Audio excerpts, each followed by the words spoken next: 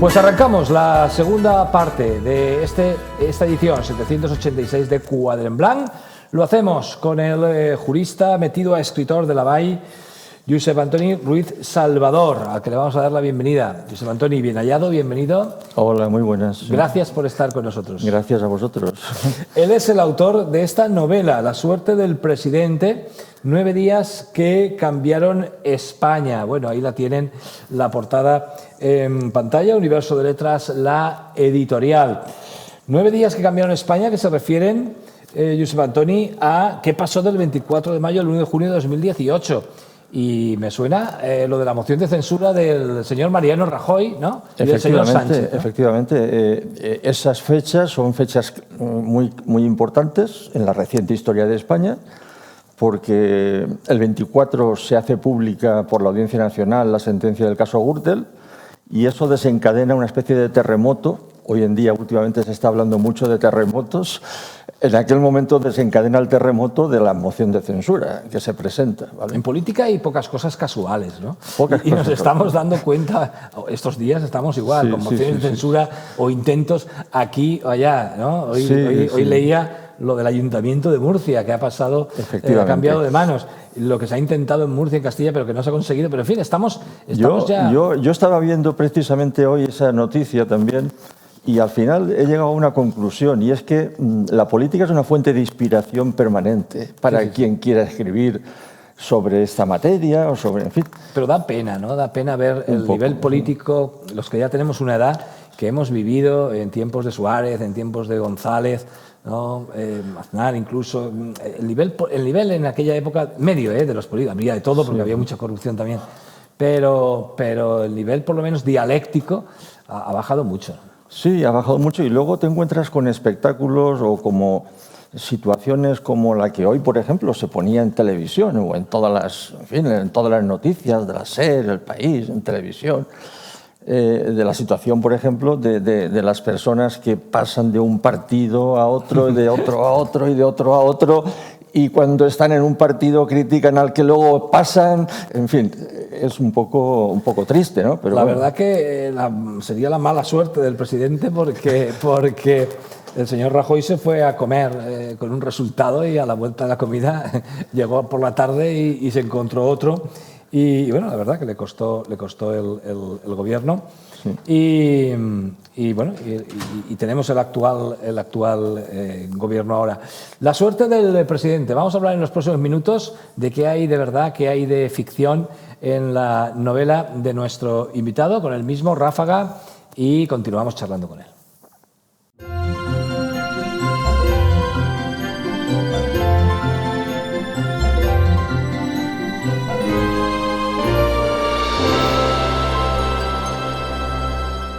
Josep Antoni, ¿qué hay de verdad? El marco, la ambientación, personajes... El marco en fin, en el que se basa la novela, que es justamente pues eso, todo lo que ocurre a partir del momento en que la Audiencia Nacional hace pública su sentencia. A continuación, pues como todos sabemos, se presentó una moción de censura y se fijó una fecha para su debate, que fue debate y votación, debate el día 31 y votación el día 31 de mayo y votación 1 de junio, si no recuerdo mal. Pues bien, todo eso es real, y es real muchas de las cosas que se abordan en la novela, porque en la novela, por ejemplo, pues se habla de cosas como, por ejemplo, todo el problema que se había generado en torno al artículo 155, que estaba vigente. En ese momento el artículo 155 en Cataluña estaba vigente. Y eso es lo que de alguna forma me sirve a mí, porque uno de los temas centrales de la novela es también todo el problema del independentismo en Cataluña. Ese problema que estaba ahí, en aquellos momentos el expresidente de la Generalitat se encontraba detenido o retenido en Alemania, pendiente de un juicio, pendiente de si se extraditaba o no se extraditaba o se hacía su entrega a España. Y sobre todo eso habla la novela, y son hechos reales, claro, hechos reales que en el contexto o en esta novela, como es una novela de ficción, obviamente se enfocan pues como eso, como ficción. Me imagino que hay un cierto grado de complejidad, ¿no? Al meter la ficción en datos tan concretos de una historia nuestra tan reciente que ni tan siquiera es historia todavía, es casi actualidad, ¿no? Sí, aunque ahora sí. las cosas se suceden muy rápido. Pero, ¿cómo se incardina la ficción ahí sin faltar a la verdad tampoco? Sin faltar a la verdad, pues mira, el motivo es un poco a partir de lo que Mario Vargas Llosa llama el dato oculto, ¿vale? Hay un dato oculto en esta novela y Mario Vargas Llosa habló mucho sobre el dato oculto y la importancia que tiene el dato oculto. En esta novela hay un dato oculto que ahí en la sinopsis se habla como un hecho insólito, un hecho insólito. Ese hecho insólito se descubre pronto. Cuando el lector empieza a leerlo, enseguida, en el primer capítulo, ya se habla de ese hecho insólito. Pero el dato oculto, que de alguna forma es el leitmotiv, lo que de alguna forma provoca que se desencadene toda una visión y todo un posicionamiento por parte de los que tienen que averiguar qué es lo que ha pasado en relación con ese hecho insólito, es lo que hasta el final no se descubre. Es el dato que está ahí oculto hasta el momento ya del desenlace final, que solamente se descubre en el último capítulo, en el capítulo 49. Josep Antoni, una novela internacional, ¿no? Por momentos, porque sí. La escenificas en varios países, ¿no? Efectivamente. Tiene los escenarios, se dice en la sinopsis, son poliédricos, porque claro, se tiene en cuenta que la acción se desenvuelve en Londres, París, Madrid, Barcelona, Gerona, la provincia de Gerona, Berlín, Cracovia, en fin, hay una serie de escenarios que uno tras otro, de forma cronológica, van apareciendo. A excepción de un escenario, si no recuerdo mal, que es Cracovia, que ahí se rompe el discurso cronológico. Ahí lo que hacemos es una especie de flashback, ¿no? Una analepsis, o sea, se vuelve hacia el pasado, porque en un momento determinado el protagonista, o el narrador, perdón, que también es protagonista, narrador, que es Richard, pues rememora un poco cómo conoce a Dana, que es la periodista freelance que de alguna forma... ¿Quién es Richard exactamente? ¿Cómo? ¿Quién es Richard? Richard es el jefe de la sección internacional de la BBC. Y por motivos o por casualidades de la vida, resulta que su exmujer está implicada y representa a un organismo importante que entra en conflicto con otro organismo español. Aparece un conflicto real, un conflicto económico. ¿Y la freelance quién es? Y la freelance es una periodista que Richard conoce en uno de sus viajes a Cracovia. ¿Y cómo se incardinan en ese momento histórico? ¿Cómo? Pues se incardinan porque, fíjate, la ex de Richard le llama cuando tiene conocimiento del problema que ha surgido, le llama y le pide ayuda. Y le pide si conoce a algún investigador, alguien profesional que le pueda ayudar a ver qué es lo que ha pasado realmente. ¿Qué es lo que ha pasado realmente en un pueblecito que es un pueblecito de nombre muy simpático, que es Bonmatí, provincia de Girona? ¿Existe? Existe. Provincia de Girona, que está a 11 kilómetros de Amer, lugar donde ha nacido el expresidente de la Generalitat, huido en ese momento. ¿Y personificas a Mariano y a Sánchez? ¿Hablan en la novela? ¿Son personajes en la novela? Son personajes, pero no son personajes que aparezcan con su... A ver, en la novela, como se dice en la sinopsis, hay personajes reales y ficticios, ¿vale? Los personajes reales nunca se nombran con sus nombres y apellidos. No por nada, sino porque pensé en su momento, cuando estaba escribiéndola, que era mejor nombrarlos por relación al cargo que ocupaban o habían ocupado, como es el caso del expresidente de la Generalitat de Cataluña, que ya no era presidente, estaba ya huido por Europa, ¿no? Y luego, junto a los personajes reales, hay personajes ficticios. Todos los personajes o la mayoría. ¿En la novela se cuenta lo que ocurre en la moción de censura o durante la moción de censura? Sí, claro, y además con la particularidad de que la moción de censura... al final o en toda la trama va a depender de algo que va a pasar en Berlín. Algo ficticio, un hecho ficticio, obviamente, porque todo se encardina o se está envuelto en esta trama de ficción, que al final el resultado de lo que van a votar los independentistas va a depender de lo que ocurra en ese juicio que se va a celebrar, en un juicio que se va a celebrar en Berlín. Todo vale por el poder, ¿no? Todo por el poder. Se puede gobernar con independentistas, exetarras, no sé, pro-venezolanos, pero el caso es gobernar, ¿no? La democracia lo permite realmente. Al final, por desgracia, pues sí, nos vemos con que mantener el poder se es capaz de hacer muchas cosas, ¿no? A ver, tenemos los ejemplos que estamos viendo ahora estos días, ¿no? Lo que se ha hecho en Murcia, en la comunidad de Murcia. Por mantener la comunidad, pues parece ser que hay acusaciones de que sí se ha comprado los votos de determinadas personas, en fin. Oye, me imagino que la retroalimentación por parte de los lectores, que todos tenemos una idea hecha de esos acontecimientos de nuestra historia tan importantes y tan recientes, porque ocasionaron un cambio de gobierno significativo, ¿no? Me imagino que muchos lectores no sé, habrán puesto en contacto contigo para comentarte un poco la jugada, ¿no? Sí, bueno, a ver, lo que he recibido por parte de muchos lectores, y además fíjate de una cosa importante que a mí me llena de satisfacción, personas de ideologías contrapuestas.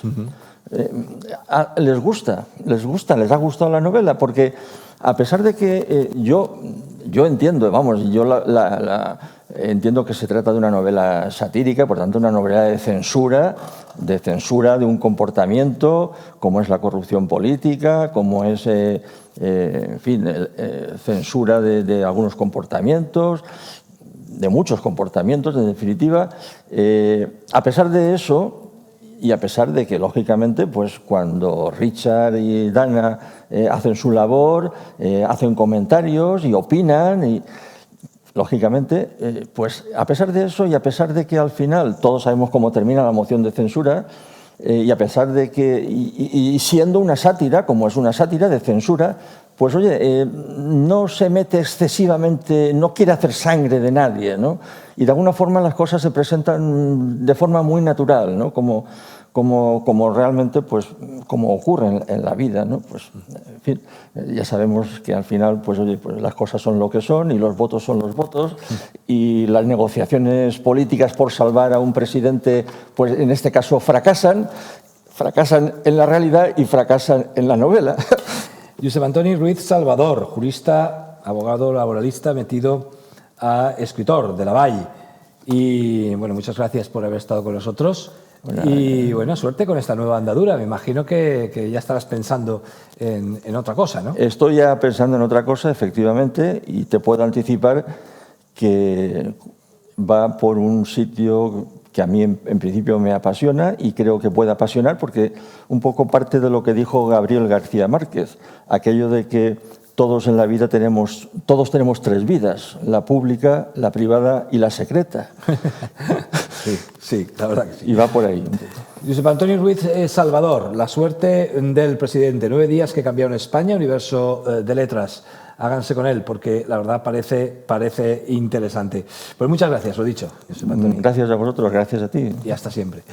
Despedimos a nuestro tercer invitado. ¿Con qué me voy? Con la música de la Orquesta Sinfónica de Castellón, que pasó por el Auditori y Palau de Congresos de Castellón. En este caso, con la música de mi compositor favorito, Tchaikovsky, y su Sinfonía número 4.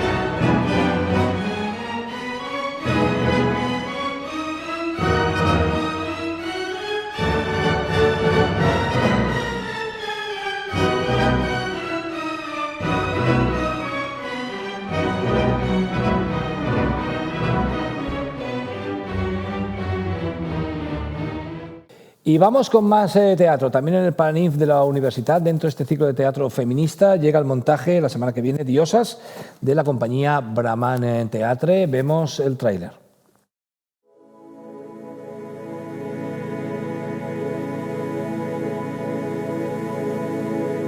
Me llamo Aitana y hoy cumplo 13 años.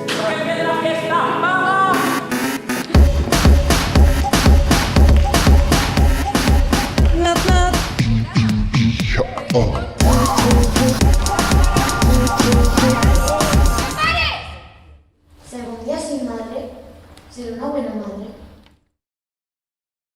Vamos con un poquito de arte mezclado con libros. Libros de arte para los más pequeños. Es la iniciativa Moguda.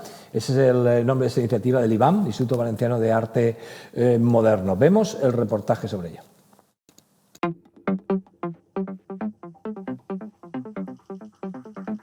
Moguda és la biblioteca escolar itinerant de l'IVAM al barri. Fruit de converses i reunions amb els agents socials del barri, Moguda és un projecte pilot amb el qual el museu proposa conformar una petita biblioteca itinerant escolar de caràcter artístic que viatge durant el curs escolar entre els centres educatius propers al museu, com són l'Escoleta del Carme, les escoles Santa Teresa i Cervantes, l'Institut Barri del Carme i la Universitat Popular de Ciutat Vella. L'objectiu principal de Moguda s'assenta en la possibilitat d'articular un dispositiu mòbil conjunt entre els 5 centres educatius propers al museu, oferint d'aquesta manera un recurs útil i singular que connecta les relacions entre l'IVAM amb el seu teixit proper. Emprar Moguda és molt senzill. Assabenta't de l'horari de préstec del teu centre escolar, consulta el catàleg del fons disponible al web de l'IVAM i tria el llibre que desitges llegir.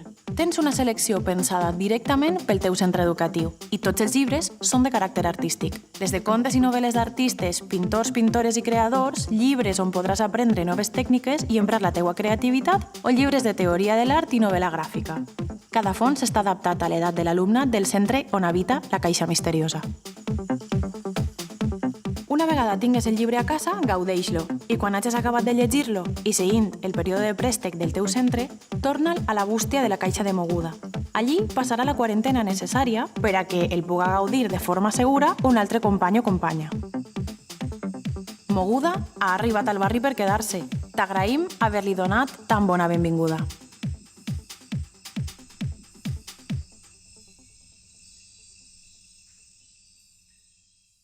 Pues vamos con nuestro último invitado de esta noche de cultura. Se trata del escritor y editor Javier Mas, metido ahora a productor audiovisual. Don Javier, bien hallado, bienvenido. Gracias por estar con nosotros. Es un placer estar de nuevo con vosotros, sí. En una noche, la verdad, nos ha quedado muy histórica, porque vamos a seguir hablando de historia, además de historia de Castellón. Empezamos en 1808 y vamos a acabar en 1810, pasando en el intervalo por la moción de censura de Sánchez a Mariano. ¿Qué le parece? Todo historia ya. Sí, historia reciente, historia antigua, pero ahí está. Javier, escritor, también editor, y ahora metido con esta producción audiovisual sobre Castellón 1810, ¿no?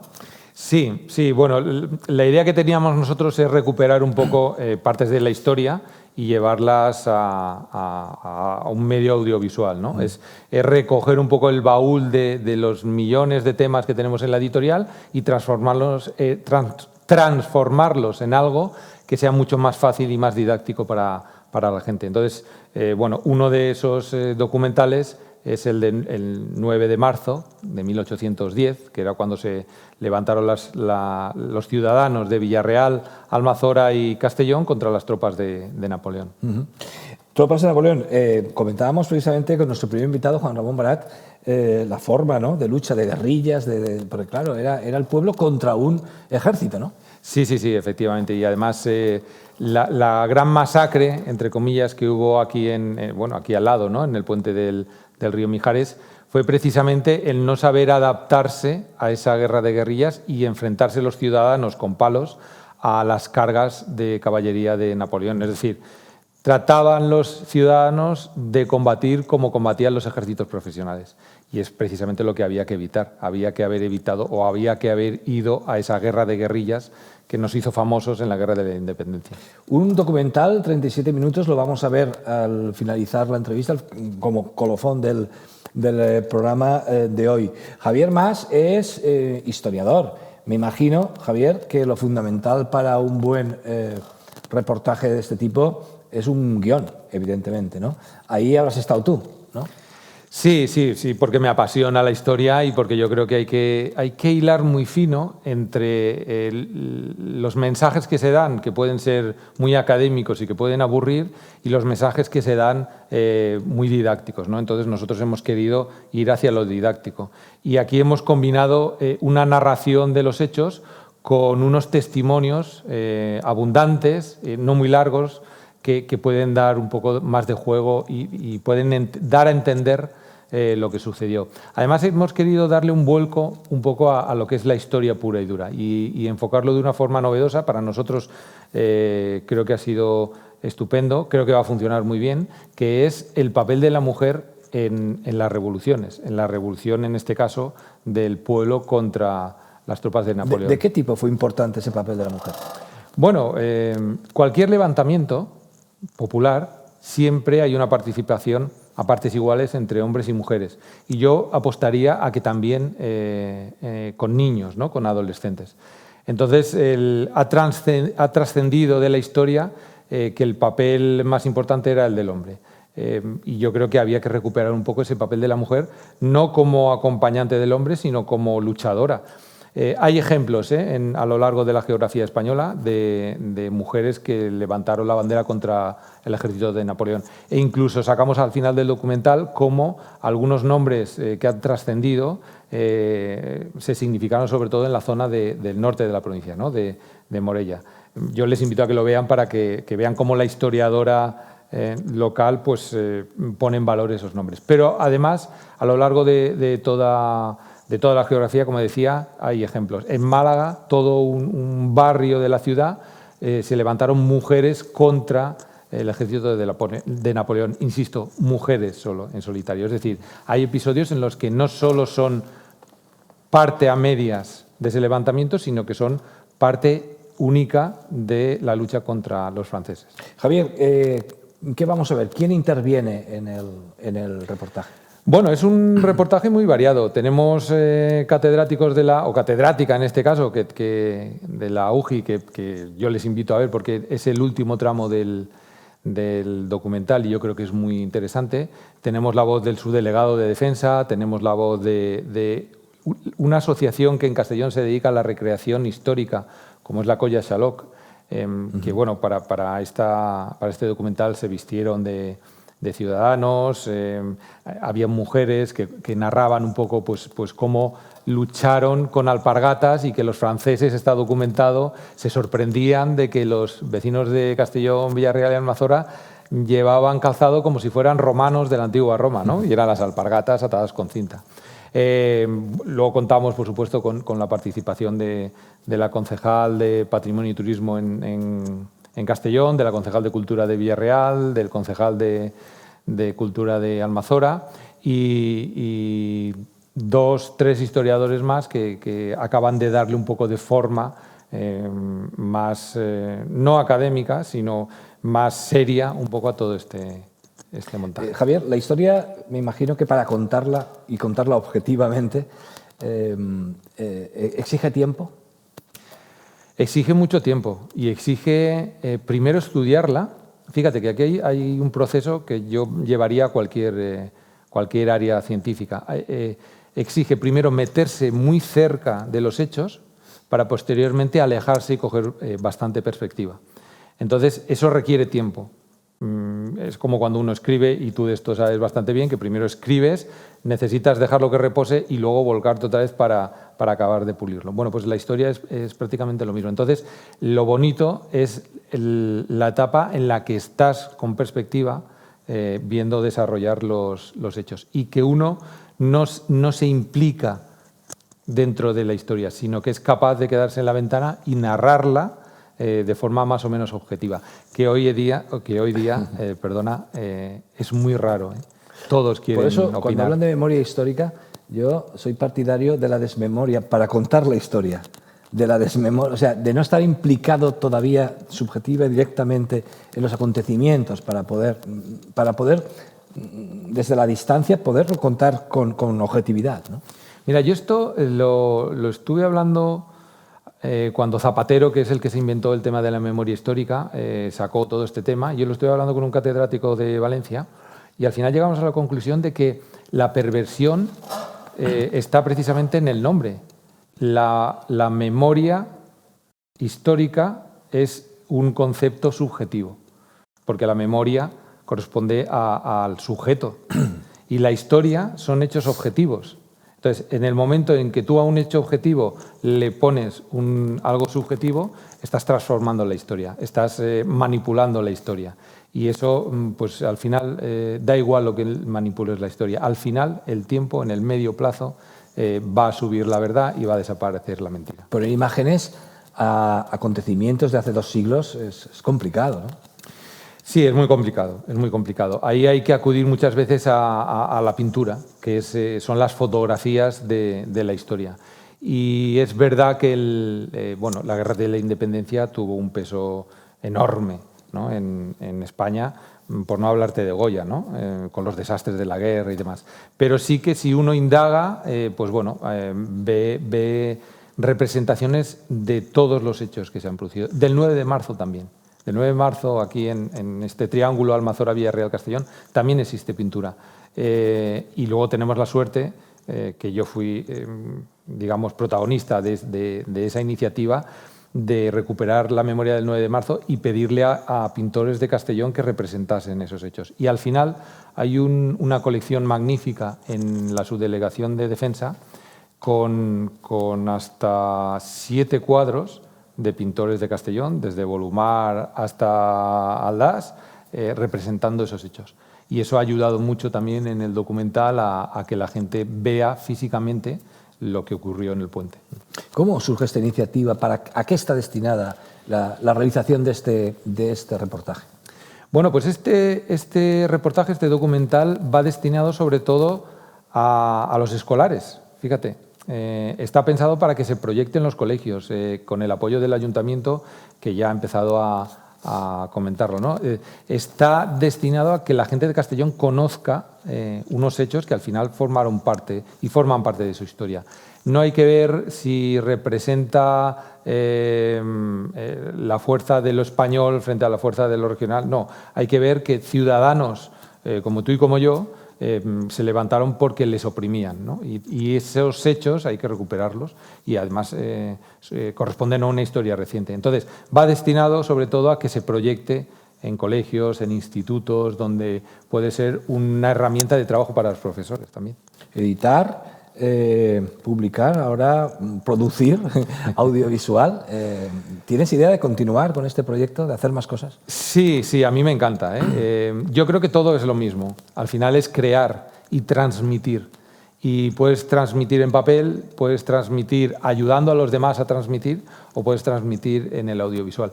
Realmente yo creo que el libro nunca va a morir. El libro sigue siendo un objeto de culto.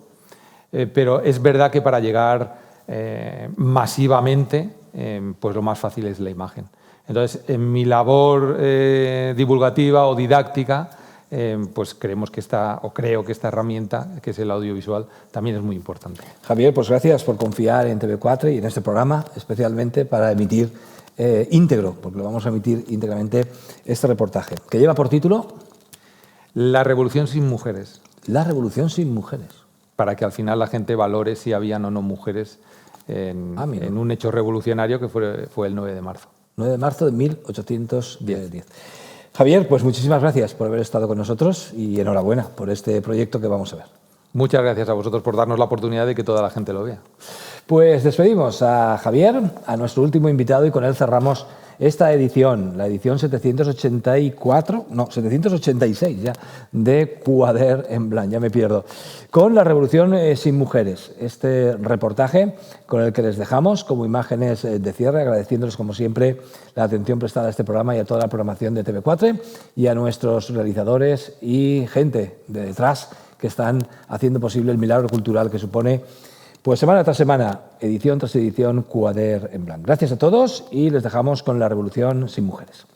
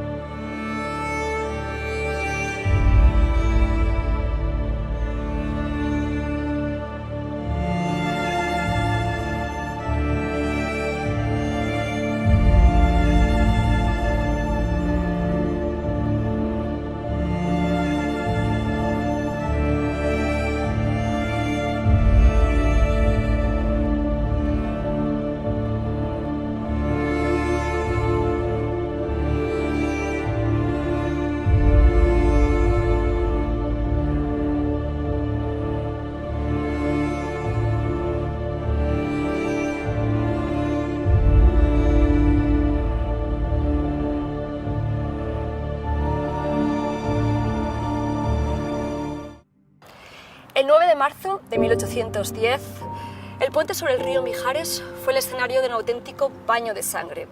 Tropas napoleónicas al frente y comandadas por el general Suchet masacraron a una población civil formada por vecinos y vecinas de las poblaciones de Castelló, Vila-real y Almassora.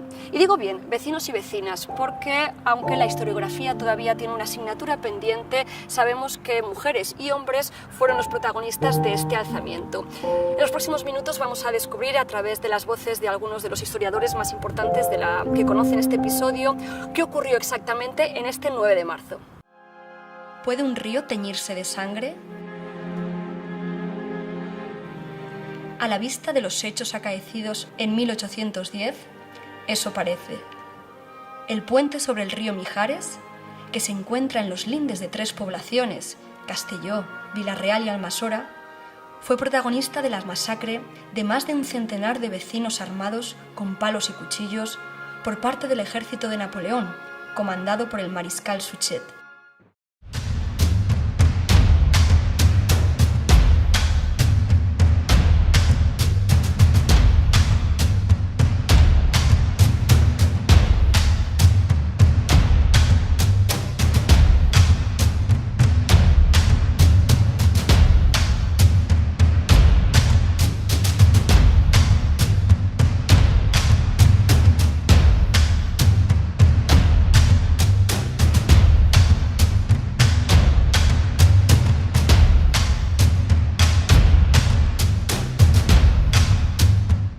Pero, ¿qué hizo realmente que estos hombres y mujeres se enfrentaran a un ejército evidentemente mucho mejor armado como el ejército todopoderoso de Napoleón?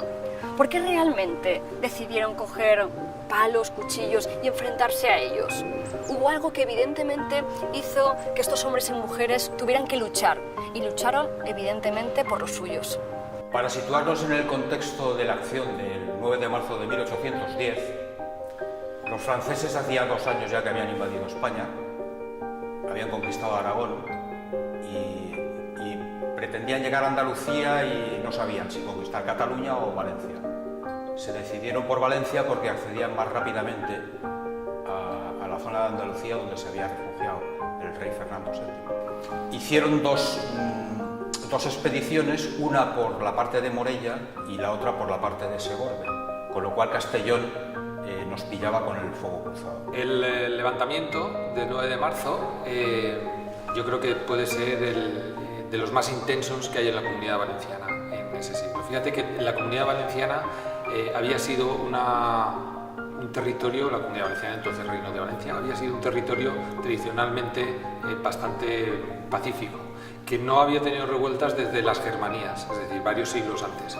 Y sin embargo, en estos momentos, el caldo de cultivo propicia ese enfrentamiento. Castellón estuvo presente en este momento histórico, era la población donde había un mayor número de personas que no solamente vivían, sino que también se implicaron en este conflicto y en este momento histórico. ¿Fue una masacre planificada por los franceses? El mariscal Suchet había tenido que hacer frente a varios intentos de sublevación de la población en la provincia de Castellón. Desde Nules hizo un primer intento para que los habitantes de Castellón mandaran provisiones. Ante la negativa, y como ejemplo para pacificar otras poblaciones como la Val d'Uixó, decide dar un escarmiento. La caballería francesa simuló una retirada para provocar el contraataque de los ciudadanos. Cuando los tuvo acorralados, lanzó de nuevo la caballería. Murieron más de un centenar de personas, vecinos de las 3 ciudades. El resto huyó en desbandada ante las cargas de los franceses. ¿Fue esta una lucha desigual? ¿O estamos más bien delante de 2 ejércitos con el mismo número de integrantes, un armamento similar, o no fue así? Queremos conocer por parte de los especialistas cómo fue exactamente a nivel militar este episodio. Durante los hechos que ocurrieron el 9 de marzo, tuvimos un resultado que cabía de esperar, porque desgraciadamente no podíamos comparar la potencia y la capacidad de combate que tenía el ejército francés de la época con aquellos que se iban a enfrentar, que era el pueblo, con las armas que llevaban.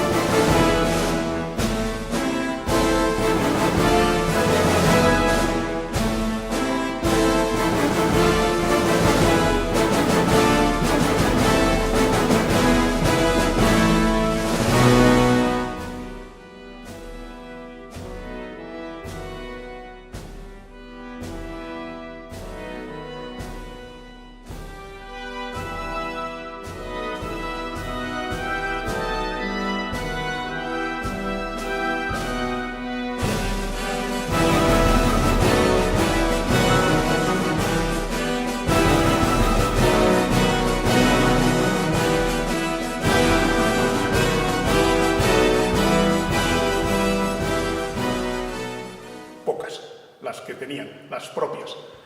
Entonces, si bien ellos sí que orientaron bien la inteligencia e intentaron atacar al ejército francés en el lugar adecuado, cometieron un error de principiantes, ya que no hay que combatir al ejército francés en lo que es más fuerte, en su fortaleza. Seguramente, en mi caso, hubiese desarrollado un poco mejor la información, un poco más de inteligencia y hubiese atacado al ejército francés en las debilidades propias que tiene toda organización militar. Desde luego, nunca jamás en un enfrentamiento frontal, con lo cual el ejército francés pudo aprovechar toda su capacidad y toda su potencia de combate.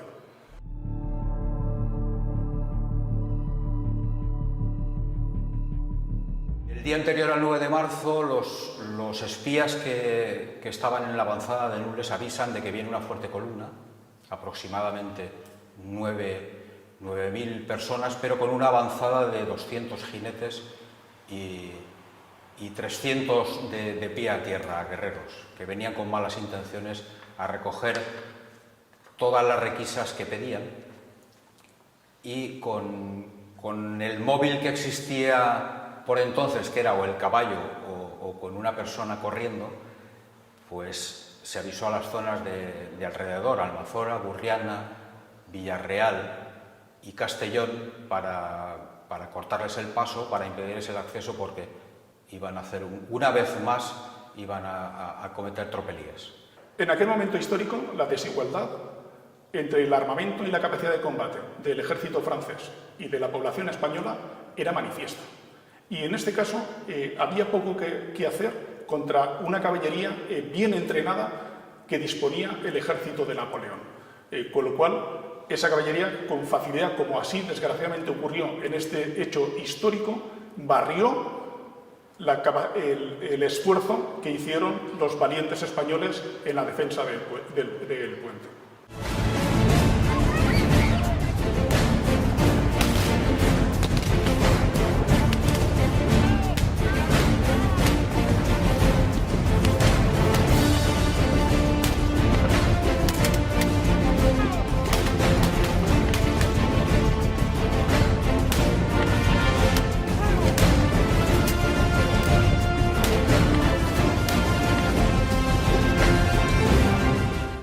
Muchísimos voluntarios, también mujeres, con lo que tenían a mano, pues escopetas, el que tenía escopeta, las corbellas, supongo que algún falsó, palos, y con todo eso se adelantaron hasta el puente de Almazora, cortaron allí unos pinos en la zona de una arboleda que existe allí por Santa Quiteria, o que existía entonces, y prepararon unas empalizadas y unas barricadas, de forma que cuando se acercaron los franceses, pues allí estaban protegidos. Como los franceses vieron que no salían, que estaban detrás de la barricada, simularon una especie de ataque y una retirada,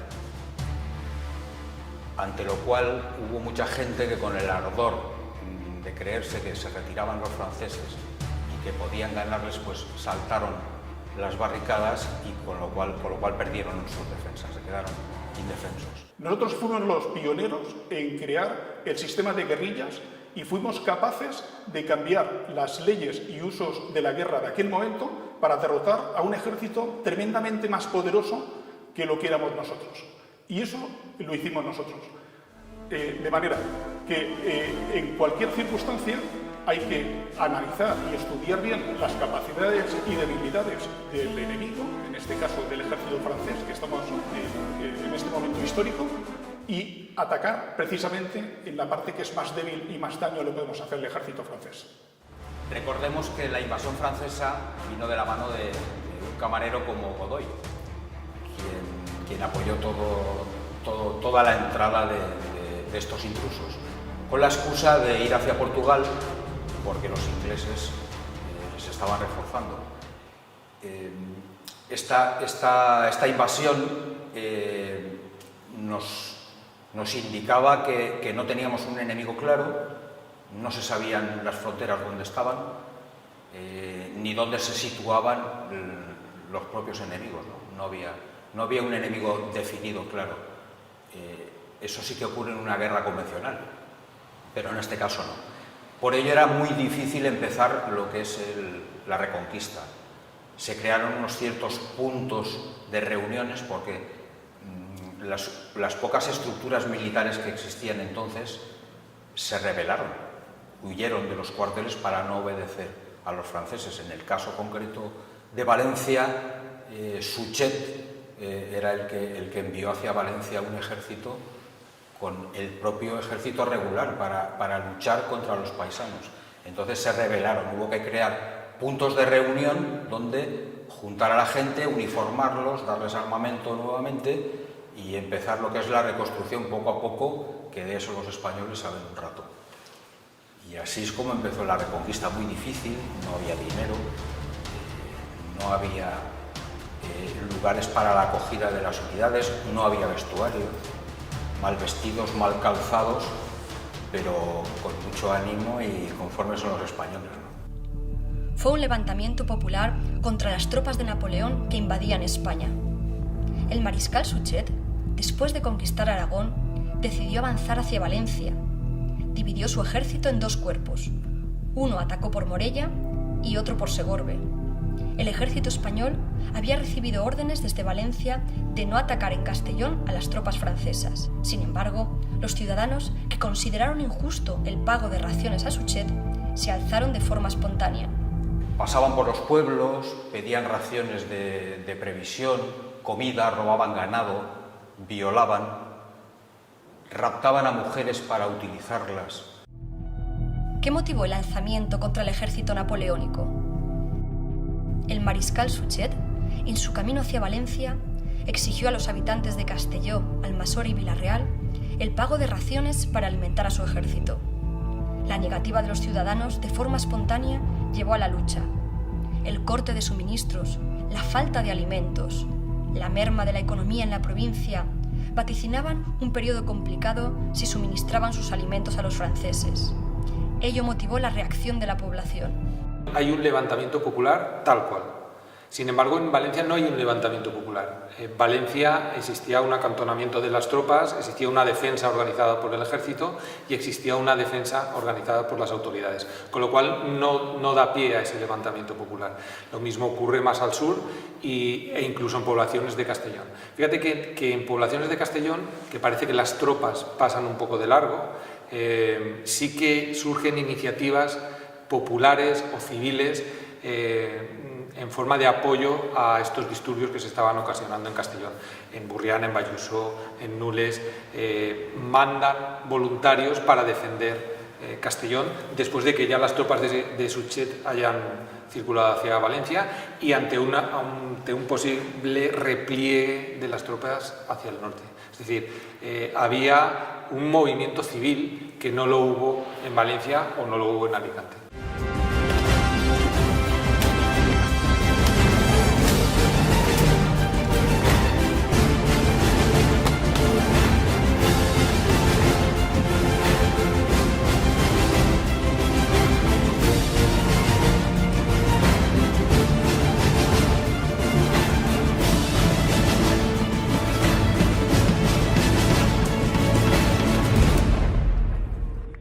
La invasión napoleónica en las tierras de Castellón tiene un nombre propio. Ese fue el general o mariscal Suchet. Queremos saber realmente quién fue este personaje y por qué fue tan importante para Napoleón. El mariscal Suchet es uno de los hombres fuertes de Napoleón. Hasta tal punto es la fidelidad del mariscal que tras la primera derrota de Napoleón, él se reconvierte al nuevo régimen que se instaura en Francia. Sin embargo, con la vuelta de Napoleón otra vez al poder, el primero que corre a juntarse a Napoleón es Suchet. Y tras la segunda derrota, pues ya definitivamente lo apartan y muere tranquilamente en su casa. Pero quiero decir que es un hombre que es fiel a Napoleón y fiel al movimiento napoleónico. ¿Eso qué significa? Que se va a desplegar un poco en función de lo que mandaba y de lo que quería y de lo que habían hablado durante muchos años Napoleón y él. Entonces, el papel de Suchet es fundamental para entender cómo avanzan las tropas francesas por todo el litoral mediterráneo. Consolida un poder muy importante en la península y es el hombre de Napoleón no en toda la península, porque será el hermano de Napoleón quien ocupe el trono, pero sí que será el brazo político y armado de Napoleón en toda la zona de Aragón, Comunidad Valenciana y más al sur. Pasó al recuerdo de la memoria colectiva, a pesar de la tragedia que supuso para las tres poblaciones. Hoy en día se puede ver todavía un obelisco instalado cerca del puente del río Mijares, con una lápida en recuerdo de los caídos. El 9 de marzo, hasta hace bien poco, era todavía un episodio bastante desconocido. Gracias al trabajo de los historiadores, es cierto que estamos conociendo muchos detalles, aunque quedan todavía muchas cosas por hacer. Y no solo es el papel de los historiadores, también hay grupos como el colectivo Chalot, que está trabajando en la recreación de este episodio y que con eso consigue que la población de a pie conozca exactamente qué ocurrió en este río Mijares. Pero en el año 2004 decidimos tomar parte en la historia y recrear, primero a modo festivo y a modo histórico, y ahora también haciendo participaciones históricas. Y bueno, y desde entonces, tanto la recreación del 9 de marzo de 1810, o bien con homenajes o bien unas recreaciones históricas, pues hemos llevado un papel fundamental en poder continuar pues, toda aquella idea de la historia que estaba prácticamente perdida, y bueno, acercarla un poco pues, a las nuevas generaciones que conozcan aquella tragedia tan fatídica que pasó hace más de 200 años. El ejército español normalmente utilizaba las espardeñas para andar, que era un calzado cómodo y a la vez era barato de hacer. Entonces, una de las cosas que pasó fue que un capitán francés mandó una carta a sus superiores describiendo cuál era la situación. Los franceses se encontraban con que de repente le salía un montón de españoles, atacaban y se iban. Y no entendían por qué, si eran el ejército que mejor vestido iba, que mejor equipo tenía, no podían pillarles. Y aquel hombre en la carta describía las espardeñas como si fuera un calzado romano. Tenía las tiras, claro, visualmente es parecido. Entonces lo describía así: llevaban un calzado romano, venían rápido, atacaban y se podían ir huyendo, corriendo y no podían pillarlos.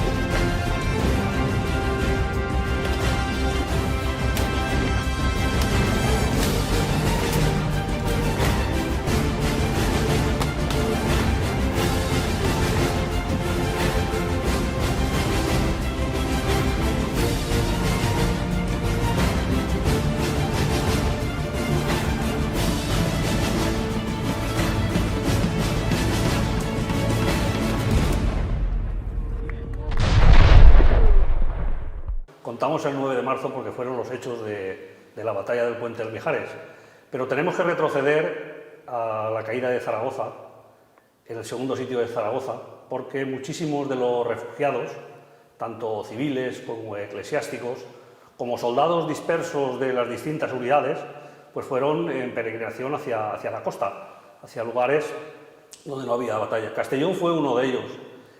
Castellón entonces tenía unos 15.000 habitantes, Villarreal unos 7.000, la mitad, y Almazola tenía unos 3.500 habitantes. Bueno, pues el problema que hubo fue la superpoblación.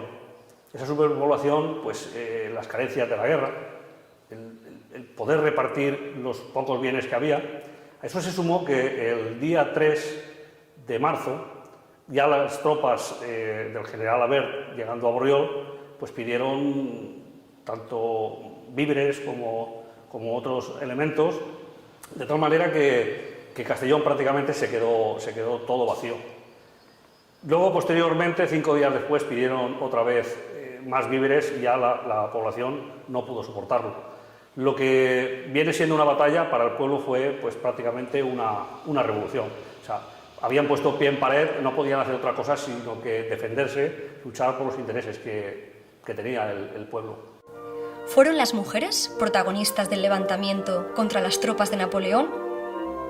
Las noticias sobre mujeres abanderando la lucha contra los franceses se extendió por toda Europa.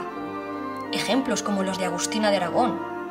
O tan solo un mes antes, en febrero de 1810, las mujeres del barrio malagueño de la Trinidad hacían lo propio para expulsar a los soldados franceses. En Castellón, tal y como narran las crónicas de la época, no dudaron en coger cualquier arma que tenían a mano, desde palos a cuchillos, para acompañar a los hombres a enfrentarse a los soldados. El motivo, el hambre.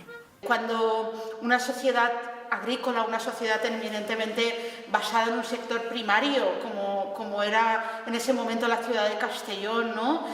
Vio afectado su día a día, vio afectado su comida, vio afectado su seguridad, pues es obvio que tanto hombres como mujeres se rebelaran, tomaran las armas, ¿no? Y defendieran lo que entendían que era una supervivencia, ¿no? Y en este sentido, pues las mujeres sin duda no nos ha llegado esos nombres, no nos han llegado esas caras, pero las podemos imaginar en ese conflicto luchando, ¿no? Por sus intereses, pero también luchando sin más, ¿no? Por su familia y por el bienestar. En todas las contiendas la mujer ha tenido un papel importante y en esta justamente en esta que nos ocupa, que tampoco aparece en los libros de historia, pero creemos que las mujeres siempre han sabido defender la libertad, han salido a luchar y, como no, pues las mujeres de Villarreal se les ha caracterizado por tener esa fuerza y por luchar, por defender la libertad, que al final es siempre una contienda. Lo que se intenta es luchar por unos ideales y defender aquello que creemos que es lo interesante. La historia ha apagado esa figura femenina y, sin embargo, existió. existió porque todo levantamiento popular equilibra siempre fuerzas entre el hombre y la mujer. ¿Por qué no ha legado la historia esa feminidad, ¿no?, en este levantamiento? Bueno, por un lado no se han encontrado todos los nombres de los fallecidos, aproximadamente un 30% está aún por descubrir, con lo cual pueden haber ahí mujeres fallecidas. Por otro lado, los mismos franceses taparon la idea de que hubiesen mujeres para no crearse una mala política, una mala fama a su propia, bueno, al ataque que hizo la caballería contra el levantamiento. Imagínense que los franceses hubiesen matado mujeres y niños en este levantamiento, ¿no? Se hubiese convertido casi en un 2 de mayo en Madrid. Tradicionalmente la historia se ha reescrito siempre desde el punto de vista masculino y por tanto apagaban en este caso el papel que pudo ser bastante importante en este levantamiento contra los franceses. En el diario de Castellón de la época contaban que había 77 muertos, todos hombres, la relación es todos hombres, pero yo me imagino que habría mujeres allí también, porque la mujer era fundamental en la ayuda al hombre, que era el que daba la cara, pero la que estaba realmente detrás, la que mantenía la casa, la que buscaba todo. Incluso la Guerra de la Independencia se utilizaba para cargar las armas en retaguardia. Pues yo me imagino que moriría también alguna, pero en la relación a día de hoy no consta ninguna. De esos 77, las investigaciones históricas hemos recuperado hasta 104, y yo me imagino que habrá alguno más. Cuidar, proteger y luchar. Cuando una mujer se sienta amenazada, lucha por todo lo que quiere. Su marido, sus hijos, para que no le falte de nada, porque si su marido está en la guerra, ¿qué papel tiene ella? Pues luchar, igual que pueda luchar él, pero quizás de otra forma.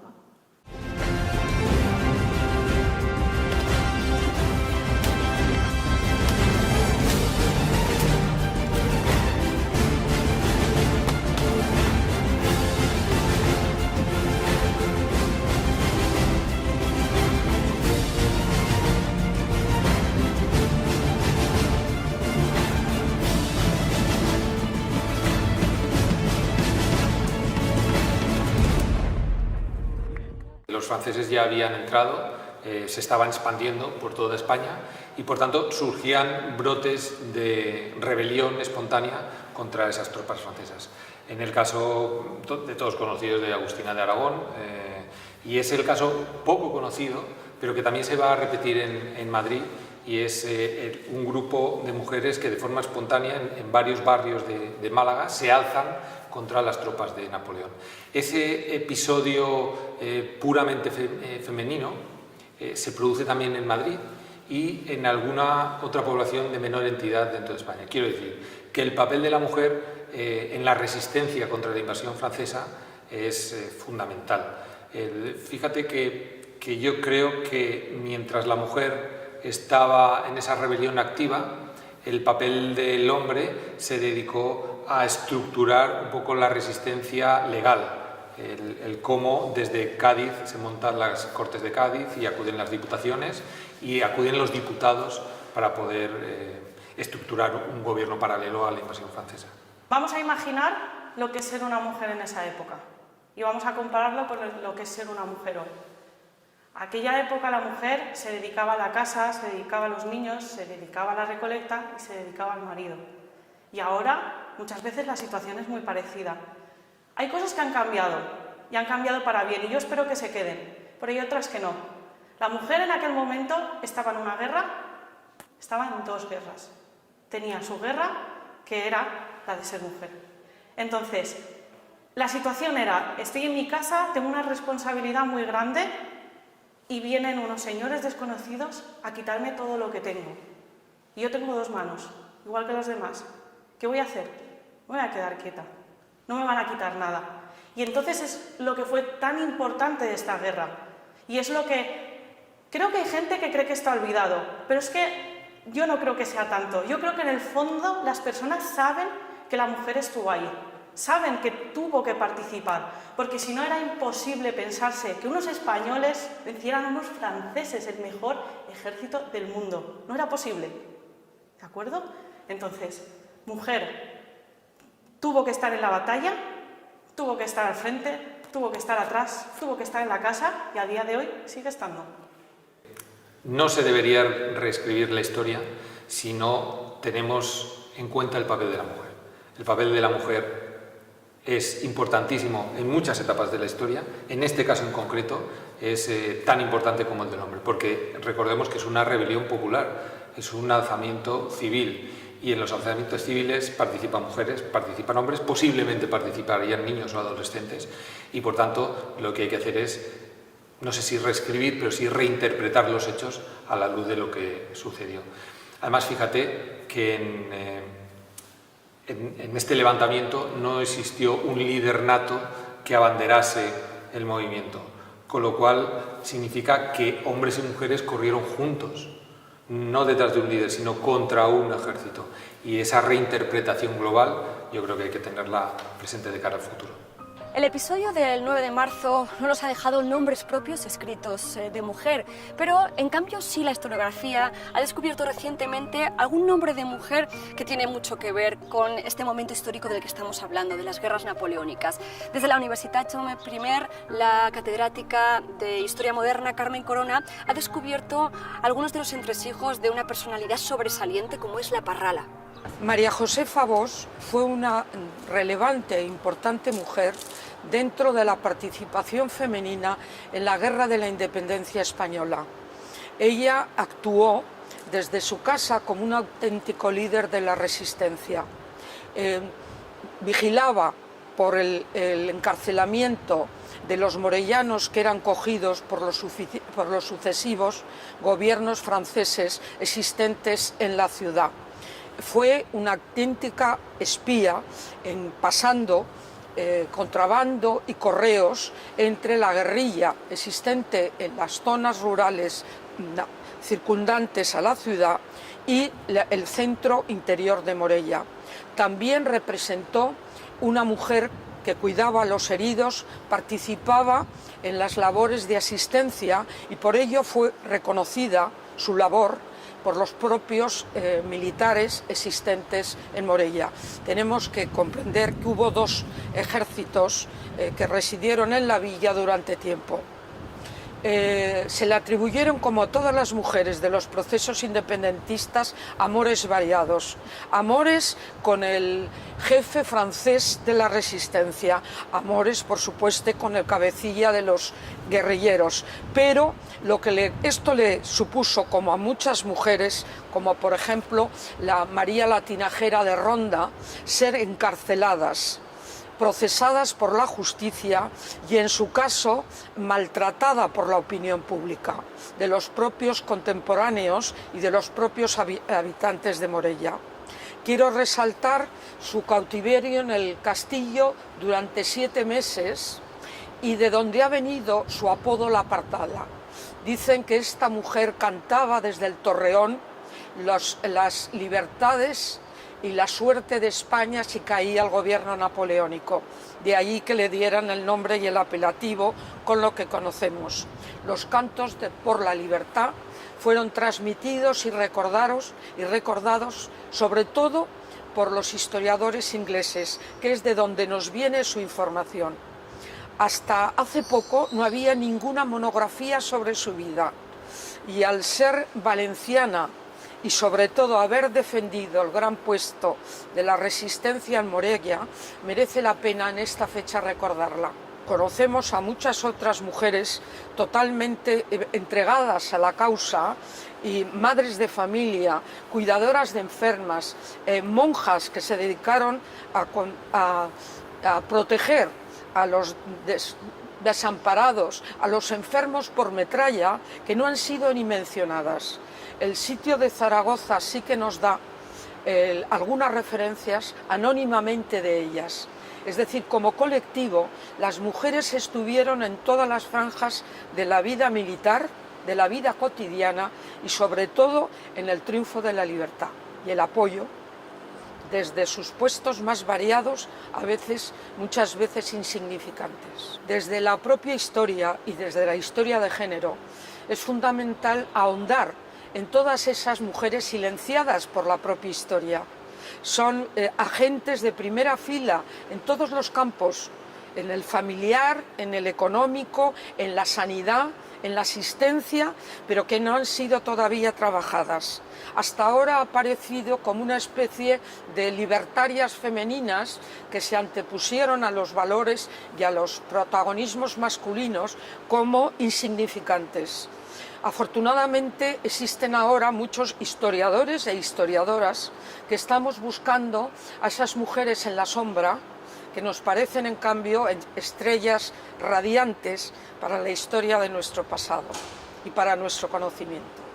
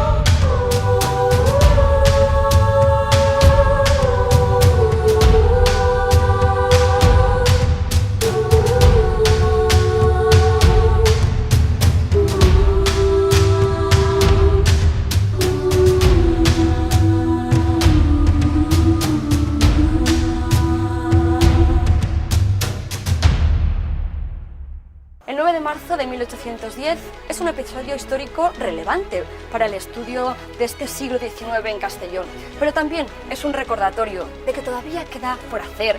La historiografía tiene que hacer una revisión sobre el papel de las mujeres, no solo su papel pasivo, sino también su papel activo, porque como hemos visto en el caso de la Parrala o en el caso de las mujeres que tomaron parte en el 9 de marzo, la historia se escribe en masculino y en femenino.